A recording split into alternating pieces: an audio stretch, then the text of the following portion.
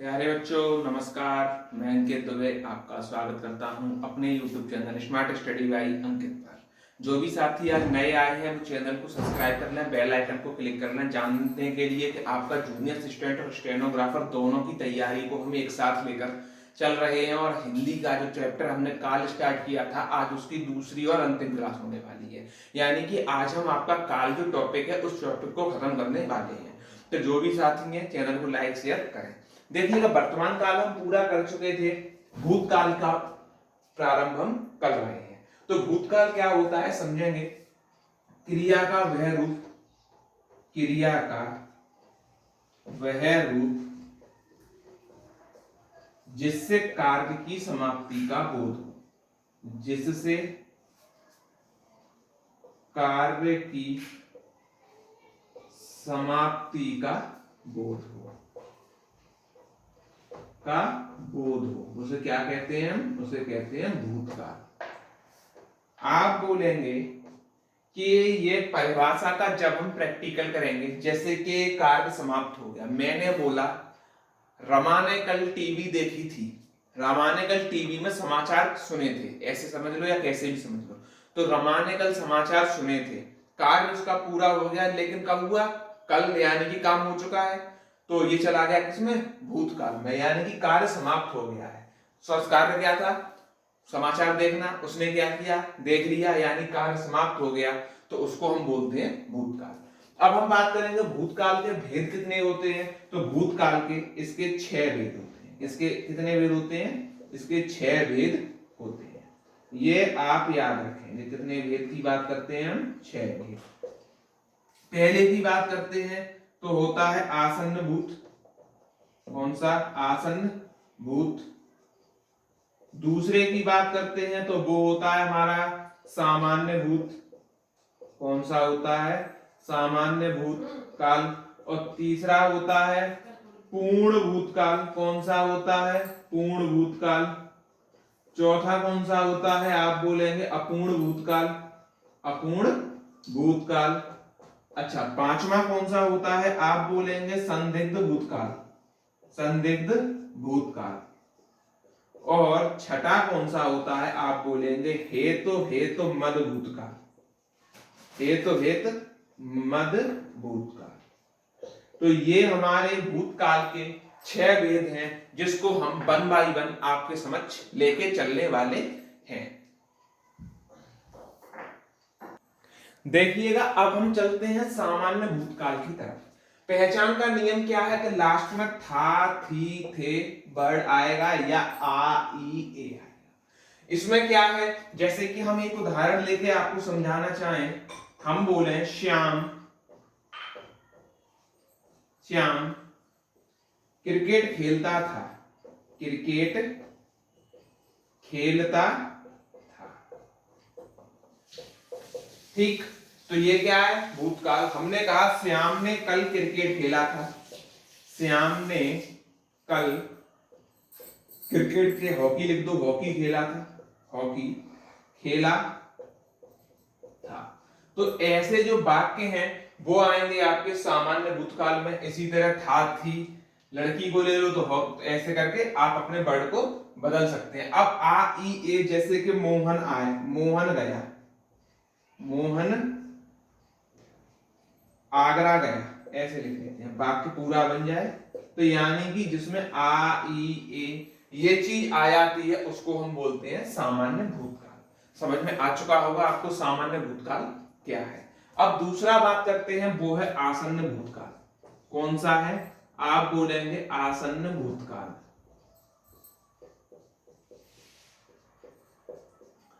आसन्न भूतकाल के बारे में हम बात कर लेते हैं। आसन्न भूतकाल होता क्या है? सबसे पहले पहचान की बात करते हैं तो चुका है, चुकी है, चुके हैं। पहचान आप याद रखेंगे, यानी कि आपका वर्ड में आएगा चुका है, चुकी है और चुके हैं। जैसे श्याम खाना खा चुका है, पहला वाक्य, श्याम खाना खा चुका है। हमने बोला श्याम खाना खा चुका है, पहला वाक्य। दूसरा बोला राधिका गाना गा चुकी है।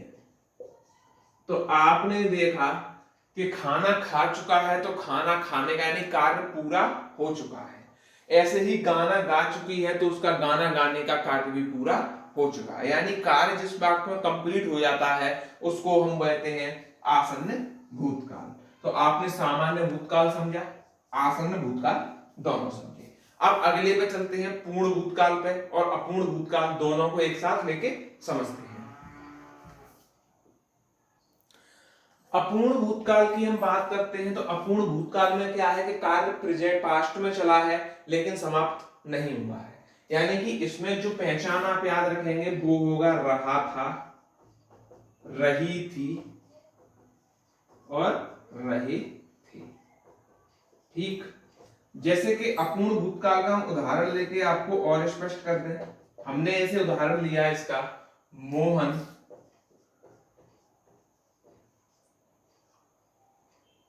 खेतों में पानी दे रहा था, दे रहा था। अब आप बताइए क्या ये पानी दे रहा था पानी देना बंद कर दिया होगा इसने? नहीं किया। यानी कार्य पास्ट में चल रहा था और कार्य की समाप्ति का बोध नहीं हो रहा, यानी कि पानी को दे भी रहा होगा। क्योंकि जैसे कि होता है कि हम देखने गए, अब हम देख के आ रहे हैं कि वो पानी दे रहा था, किसी ने पूछा, तो यानी कि उसका कार्य भी चल रहा है, तो यानी कार्य समाप्ति का बोध भी नहीं हुआ। तो इसको ही कहते हैं अपूर्ण भूतकाल। जैसे श्याम खाना खा रहा था, ये भी अपूर्ण भूतकाल में आएगा। यानी कि वाक्य को पकड़ेंगे तो लास्ट में रहा था, रही थी, रहे थे जो उसमें आएंगे वो हमारा अपूर्ण भूतकाल कहलाएगा। पार्ट नंबर चौथे की बात कर लेते हैं जो कि हमारा पूर्ण भूतकाल। कौन सा है? आप बोलेंगे पूर्ण भूतकाल। पूर्ण भूतकाल में हम बात करें तो आप याद रखेंगे चुका था, चुकी थी और चुके थे। ये वाला जो पहचान के वाक्य हैं ये आपको याद रखने हैं। जैसे कि हम उदाहरण लेते हैं, उदाहरण में हम ले लेते हैं जैसे कि शिवानी मिठाई खा चुकी थी, शिवानी मिठाई खा चुकी थी। तो आप देख रहे हैं कि इसमें कार्य जो है वो पूरा हो गया है, मिठाई खा चुकी है। अब खा चुकी थी और कब हुआ है? पास्ट में हुआ है। यानी कि पूर्ण भूतकाल क्या कहता है कि वाक्य का जो कार्य है वो भी पूरा हो जाए और पिछले टाइम में ही पूरा हो जाए। ऐसे ही आप और एग्जांपल इसके बना सकते हैं। तो अपूर्ण भूतकाल भी देख लिया हमने और पूर्ण भूतकाल भी देख लिया हमने। ठीक, देखिएगा संदिग्ध भूतकाल की हम बात करते हैं तो संदिग्ध भूतकाल में क्या होता है कि हमारा जो वाक्य है वो हमारा कंप्लीट भी हो जाता है, कंप्लीट होने के बाद भी होता है कि हमें संदेह बना रहता है कि ये वाक्य पूरा है कि नहीं। जैसे कि हमने बोला, उदाहरण हमने लिया, श्याम ने खाना खाया होगा, श्याम ने खाना खाया होगा। पर आप डेफिनेटली नहीं कह पा रहे ना कि उसने खाना खाया ही है, आपने खाया होगा। मोहन ने फिल्म देखी होगी, मोहन ने फिल्म देखी होगी।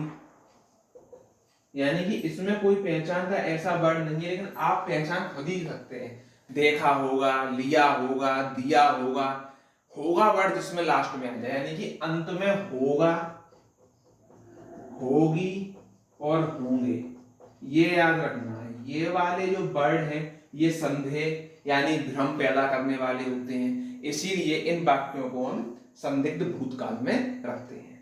अब हम बात करते हैं अपने लास्ट भूतकाल का जो है हेतु मद भूतकाल।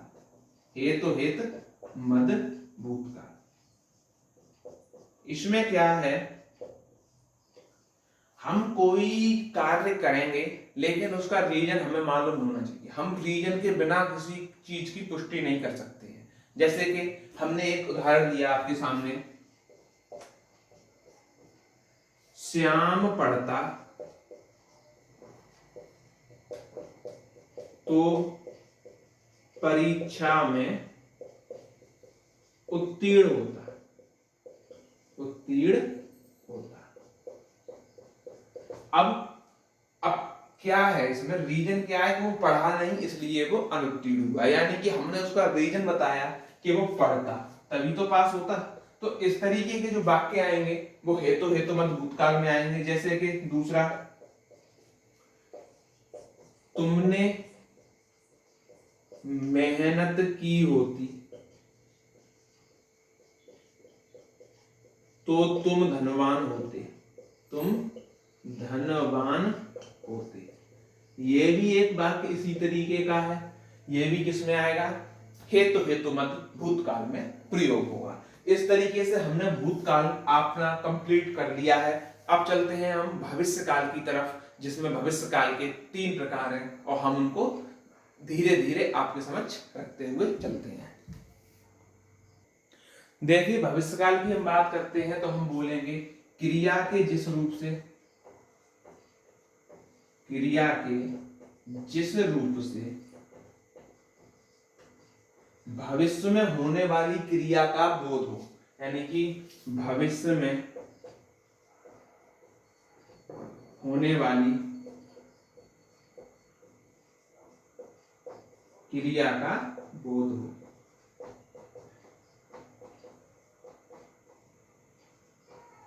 उसे क्या कहेंगे, भविष्य काल कहेंगे। यानी कि ये चीज अभी हुई नहीं है ना अभी हो रही है, आगे आने वाले टाइम पे होगी। ठीक, अब हम इसके एक एक करके भेद आपको बताने चल रहे हैं। तो इसके 3 भेद होते हैं, आप याद रखेंगे इसके 3 भेद हैं। ठीक है, 3 भेद हैं। पहला है सामान्य भविष्य काल, कौन सा, सामान्य। दूसरा है संभाव्य भविष्य काल, कौन सा, संभाव्य भविष्य काल। और तीसरा है हेतु मद भविष्य काल, हेतु मद भविष्य काल। ठीक, ये 3 है, इसमें अब हम चलने वाले हैं। तो पहला पार्ट डालते हैं हम सामान्य भविष्य काल को, यही समाप्त कर लेते हैं। सामान्य भविष्य काल,